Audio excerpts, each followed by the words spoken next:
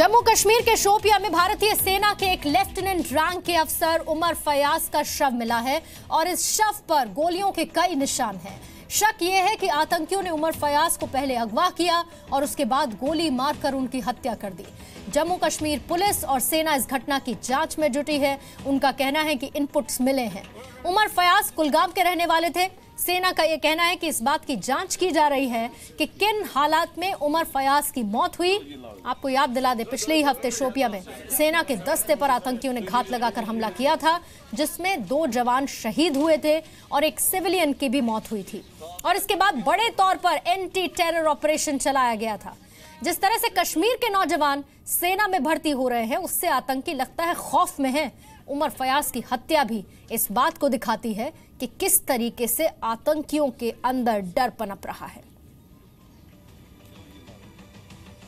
उमर फयाज सेना में 6 महीने पहले ही लेफ्टिनेंट बने थे और जम्मू कश्मीर के कुलगाम के रहने वाले थे। शोपिया के हरमन इलाके में उनका शव मिला है। आशंका यह है कि आतंकी स्थानीय नौजवानों में खौफ पैदा करने के लिए इस घिनौनी घटना को अंजाम दे रहे हैं। पहले सेना पर पत्थरबाजी और अब सेना के अफसर की हत्या।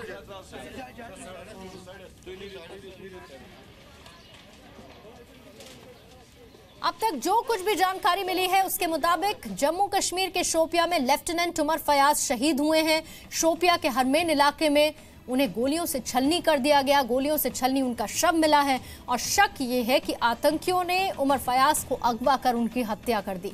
वो शोपिया के एक शादी समारोह में शामिल होने के लिए गए थे, ऐसी खबरें हैं। और वहीं उसी दौरान शादी से उन्हें अगवा किया गया और अगवा करने के बाद उनकी हत्या करने का शक है। केंद्र सरकार ये कह रही है कि सेना के अफसर की हत्या का मामला बेहद गंभीर है। जांच के बाद कड़े से कड़ा एक्शन लिया जाएगा।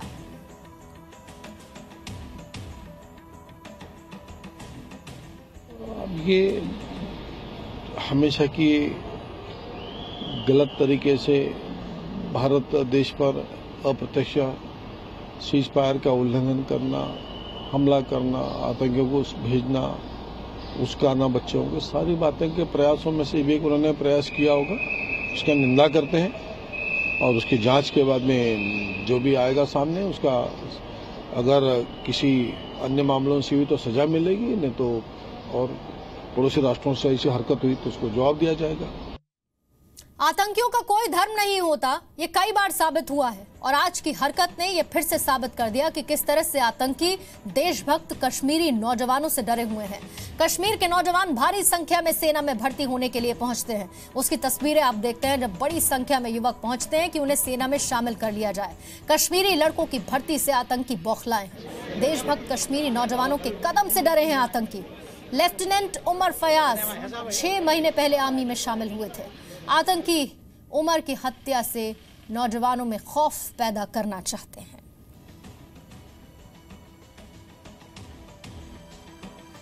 और इस पर और ज्यादा जानकारी लेने के लिए सीधा हम रुख कर लेते हैं। मेरे सहयोगी खालिद इस वक्त जुड़ चुके हैं। खालिद, पहले सेना पर पत्थरबाजी होती है और अब एक सैन्य अधिकारी को अगवा कर उसकी हत्या कर दी जाती है। ये आतंकियों की बौखलाहट नहीं तो और क्या है?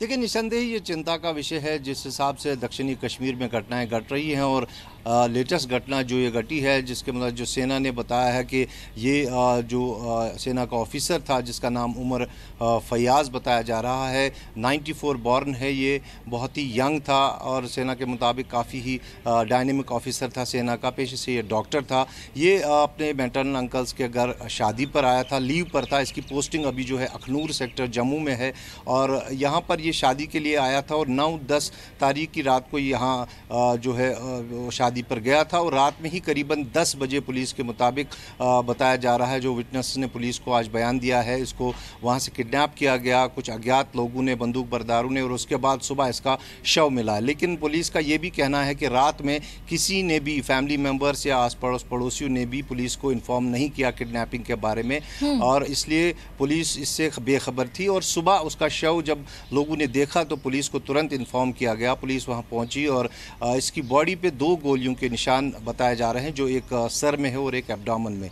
अभी इसका पोस्टमार्टम चल रहा है शोपियान के डिस्ट्रिक्ट हॉस्पिटल में, और उसके बाद इनके मॉर्टल रिमेंस को जो है भेजा जाएगा अपने जो इनका विलेज है, नेटिव विलेज कुलगाम में रहते हैं।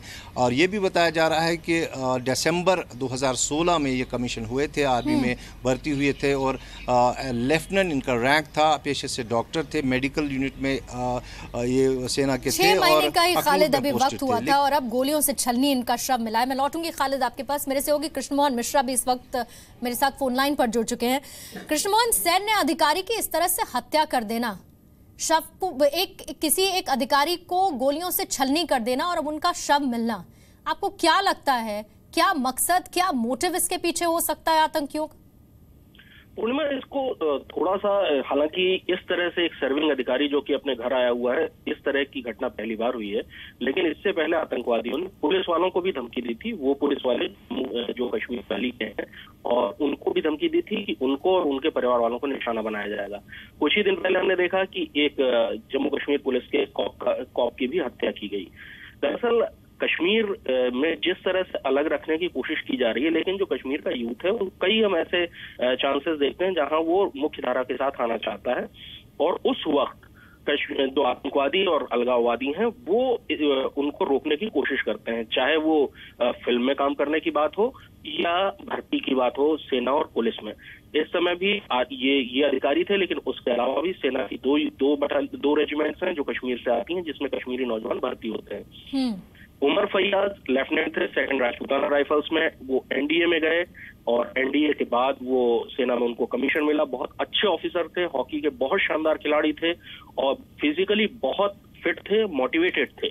सिर्फ 6 महीने उनको कमीशन लिए हुए हुआ, और वो जब छुट्टी पे जाते हैं और उनका मर्डर होता है, उनकी हत्या की जाती है उनको किडनैप करके, तो साफ साफ है कि आतंकवादी उन नौजवानों से डरे हुए हैं जो कि मुख्यधारा में आना चाहते हैं, जो सेना में शामिल होते हैं। कृष्णमोहन, और उसकी तस्वीरें भी हम देखते हैं कि कितनी बड़ी संख्या में आतंकियों को अपने ही तरीके से जवाब देते हुए वो युवा नौजवान जो चाहते हैं कि वो सेना में भर्ती हो जाए।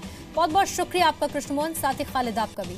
एक छोटा सा ब्रेक इसी के साथ लेंगे, लौटेंगे।